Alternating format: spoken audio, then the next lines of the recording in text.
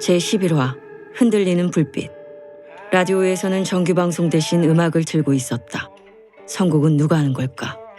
하필은 지금 이 노래가 자기가 보고 있는 풍경과 너무나 잘 어울린다는 생각을 했다. 하필은 이런 때를 대비해 곡을 선곡했던 방송국 직원을 떠올려 봤다. 하필은 어둠에 잠긴 옥상에서 적막한 연구소 빌딩의 옆모습과 의료원 빌딩의 오른쪽 뒷모습을 멍하니 스캔하고 있었다. 망원경으로 컨테이너 박스를 새로 점거한 그들을 보았다. 아직도 누가 대장을 할지 어떻게 습격할지 결정을 못 내린 듯했다. 저들의 기세가 꺾인 것은 해질녘 하필이 그들을 발견하고 5분도 안 돼서였다. 하필이 담배를 꺼내서 물려고 하는데 한선이 가볍게 담배를 낚아챘다. 그리고는 어서 불을 붙이라는 신호를 보냈다. 하필은 담배가 아깝지는 않았다. 그저 돛대였는데. 한선은 불을 붙여주자 깊게 한 모금을 폐에 깊숙이 들이마셨다. 하필은 벤조필렌이라고 되뇌었다.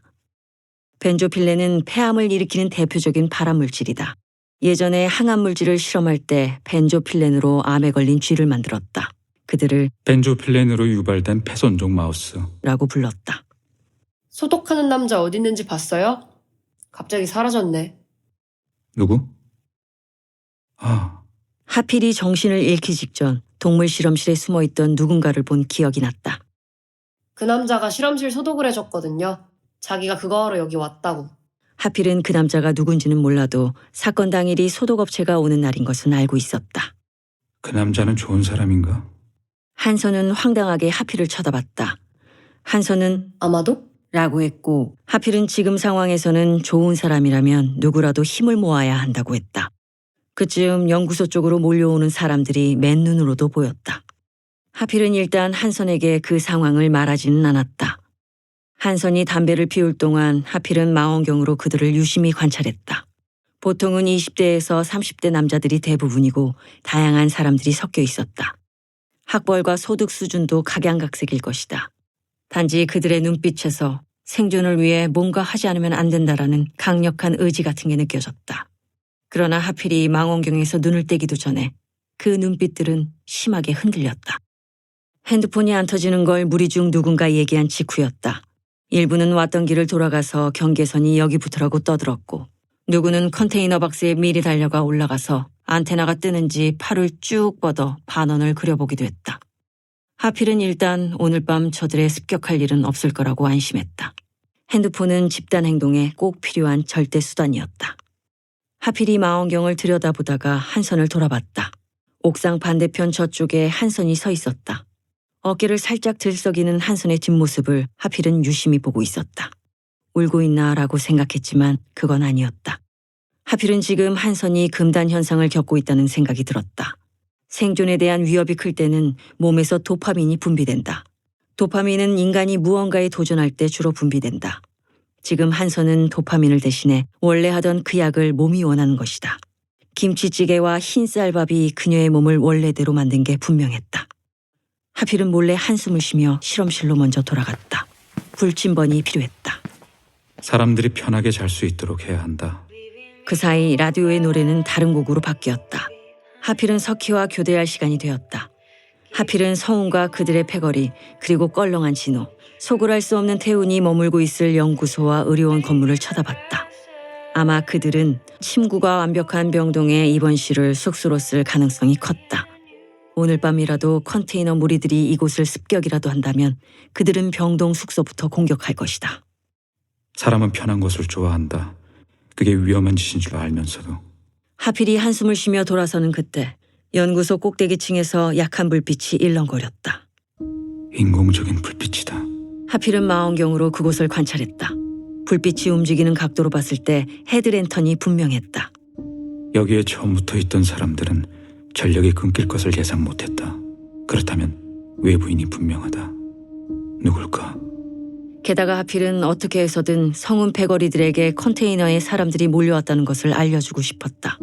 그들을 위해서라기보다는 그들의 값싼 입 때문이었다. 하필은 일단 저 꼭대기에 있는 외부인이 누구인지와 왜 저기에 있는지도 알고 싶었다. 하필은 석희를 깨우러 갔다.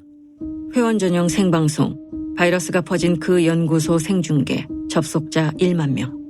오늘은 해외에서 접속한 분들이 더 많군요. 제가 생방송을 2시간 미룬 것은 연구소 생존자들을 좀 가까이 가서 찍을 필요가 있어서 그랬습니다. 오늘 여러분이 궁금해할 특종을 잡았기 때문이에요. 자, 먼저 자료화면부터 보실까요? 규원이 모니터에 동영상을 띄워 핸드폰으로 그것을 보여줬다. 성훈과 진호 그리고 일당들이 유gin병실에서 뭔가를 얘기하는 장면이다. 그리고 잠시 후 성훈과 남자 한 명이 병실을 나와 간호사 데스크로 가서 주사기를 꺼냈다. 그리고 그 다음 화면은 주사액을 튜브에서 뽑는 장면. 그리고 그 다음은 포도당 수액에서 주사액을 뽑는 장면이었다. 규원이 혀차는 소리가 동영상 위에 입혀졌다. 진짜 주사와 가짜 주사. 누구는 곧 죽겠군요. 인간들이란 정말 못 믿을 존재예요. 라고 규원이 말하는 순간 전화벨 소리가 울렸다. 규원은 순간 놀라고 당황했지만 애드립으로 방송을 빠르게 마무리했다. 여러분, 누군가 저에게 전화를 걸었는데 받고 와서 다시 생방송 이어가겠습니다. 규원은 방송을 끝내고 빠르게 주위를 둘러보았다. 헤드랜턴을 끄고 최대한 몸을 낮춰 소리가 나는 쪽으로 움직였다. 사무실 출입구 쪽이었다. 규원은 빠르게 그쪽으로 다가갔다. 어떤 전화인지는 몰라도 자기가 있는 곳에서 소리가 나는 것은 좋지 않았다. 규원은 출입구 쪽 책상을 살폈다. 순간 규원의 등에 식은땀이 흘렀다. 전화 소리는 옆 사무실에서 들리고 있었다. 규원은 갈등했다. 하필의 손에는 연구소와 의료원 전체의 내선 번호가 인쇄된 종이를 들고 있었다. 이 연구소는 1960년대부터 존재했던 곳이다. 외부는 몰라도 내부끼리 걸리는 전화는 예비 전력으로 10일 이상을 쓸 수 있었다. 하필은 그 다음 번호로 전화를 걸었다. 하필은 신호음을 한 번 보내고 전화를 끊었다. 그리고 나서 다시 다른 번호로 전화를 걸었다. 규원은 온몸에 식은땀이 흘렀다. 누군가 자신을 보고 있는 게 분명했다. 하지만 어떻게 본단 말인가? 규원은 자신이 있는 사무실의 모든 CCTV를 가려놓았다. 그때 규원의 바로 옆자리에서 전화가 울렸다. 하필은 지금쯤 그놈이 겁을 먹었다면 빨리 통화를 하고 싶어 할 것이라고 생각했다. 누군데 전화로 장난질이야? 규원이 수화기에 대고 말했다. 하필은 일단 전화를 끊었다. 그리고 다시 한번 같은 번호를 눌렀다. 그때였다.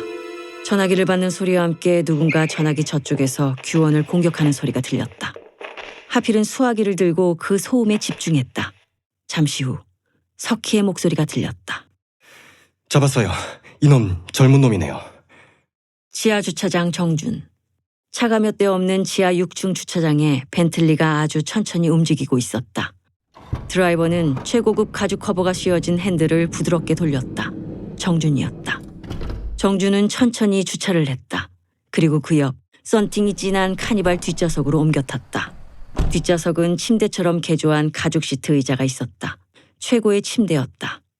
게다가 거의 안 마신 히비키 양주 한 병이 온드락스 잔과 함께 놓여 있었다. 정주는 양주를 컵 절반 정도 채워 3번에 나눠 마셨다. 내일 새벽쯤 일어나 입구 쪽 차들을 빠르게 정리하고 벤틀리를 몰고 여기를 뜰 생각이었다. 깡통이 된 핸드폰 알람을 맞추고 정주는 눈을 감았다. 그때였다. 앞이 기역자로 꺾인 쇠파이프가 카니발 운전석을 강타했다. 독일 바이에른주 휘센, 노창우. 노창우는 감격스런 표정을 지으며 꿈의 궁전이라 불리는 노이반슈타인 성을 감상하고 있었다. 일명 디즈니랜드 성이라는 이곳은 성의 전체를 맑은 날씨에 보기 힘들었다. 운이 나쁘면 안개가 끼거나 비가 오거나 우중충하거나 해서 원래 노이반슈타인 성을 건축하도록 영감을 줬던 바그너의 오페라의 느낌이 묻어나지 않았다. 노창우는 이어폰을 끼고 오페라의 하이라이트를 들으며 자신의 과거 수많은 잘못된 일들을 신에게 회개하고 있었다. 그런데 음악이 갑자기 끊겼다. Hello, this is Window Rain. 노창우는 전화를 끊고 가장 가까운 공항을 검색했다. 한국의 상황을 듣고 혹시나 했는데 결국 창우한테 미션이 맡겨졌다. 창우는 이번 미션을 통해 자신이 구제받기를 원했다. 창우가 올라탄 전용 비행기는 급하게 활주로를 이륙했다.